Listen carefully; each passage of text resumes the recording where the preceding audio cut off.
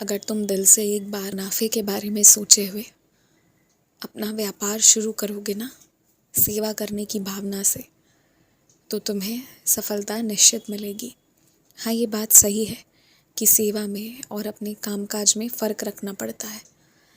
तो ये बात मैं सिर्फ तुम्हारे लिए कह रहा हूँ और सिर्फ इस बार के लिए कह रहा हूँ कि इस बार की शुरुआत सेवा की भावना से करो, क्योंकि बार बार तुम जो भी शुरू कर रहे हो कहीं ना कहीं तो पहुँच रहे हो, पर वहाँ तक नहीं पहुँच पा रहे हो जहाँ तुम जाना चाहते हो। उससे तो काफ़ी दूर में ही रुक जा रहे हो। तो जब वहाँ तक पहुँचना है तो सिर्फ हिसाब किताब और दिमाग से नहीं होगा, सेवा से होगा। सेवा करो और देखो क्या बदलाव होता है। अपना सबसे प्रिय भोजन त्याग कर तुमने बहुत गलती करी थी। मैंने तो तुम्हारी सारी इच्छाएं एक एक करके पूरी करी ही हैं और समय के साथ सब ठीक भी होता चला जाएगा। लेकिन अपने आप के साथ इतना कड़ा हठयोग करना ठीक नहीं है। और एक बात कहूँ मैं, और किसी और चीज़ को तुम त्याग देते, कुछ और तुम कर लेते, अलग बात होती, जाप कर लेते। पर जिस तरह तुमने अपना सबसे प्रिय भोजन त्याग कर अपने आप को तड़ाया है ना, अपने आप से माफ़ी मांगो और भविष्य में ऐसी गलती नहीं करोगे, इस चीज़ का वादा करो तुम। धीरे धीरे करके अपने घर को अपने मन के जैसा बना लेना।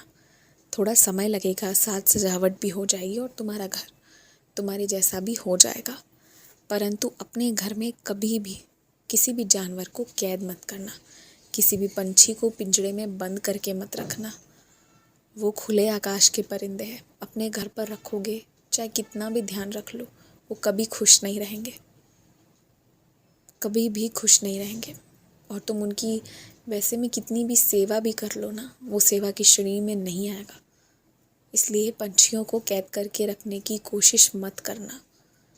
हाँ, अगर घर वाले एकदम नहीं सुने तो उन्हें करने दो जो करना है, पर जिस दिन बात तुम्हारे ऊपर आए ना, तुम्हारे फैसले पर आए, तो किसी को भी पिंजड़े में मत बंद करना, उड़ने देना। जो जितना उड़ेगा ना, वो आसमान से तुम्हारे लिए उतनी दुआएं भेजेगा। याद रखना ये बात। तुम्हारा कोई व्यक्ति जो तुम्हारे जीवन में थोड़ी अहमियत रखता था, उसका अता पता तुम्हें अब नहीं मिल रहा है और चिंता हो रही है।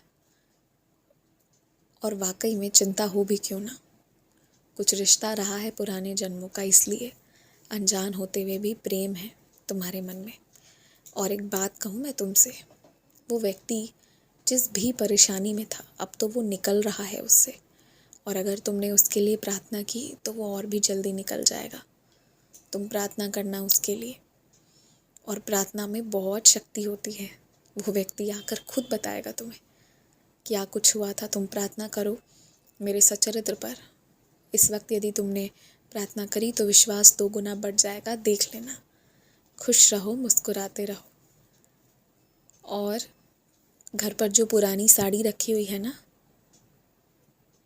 जो फट गई है, उससे मरम्मत करवा लो, उसका कुछ भी बनवाओ, पर उसे यूं ही ऐसे मत रहने दो, क्योंकि वो तुम्हारी प्रिय साड़ी थी। तो उसे जाने मत देना ऐसे ही, उसका कुछ भी बनवाओ, कुछ भी करो उसका। और थोड़ा सा मेरे लिए भी उसमें से निकाल कर एक रुमाल मेरे नाम का भी रख लेना।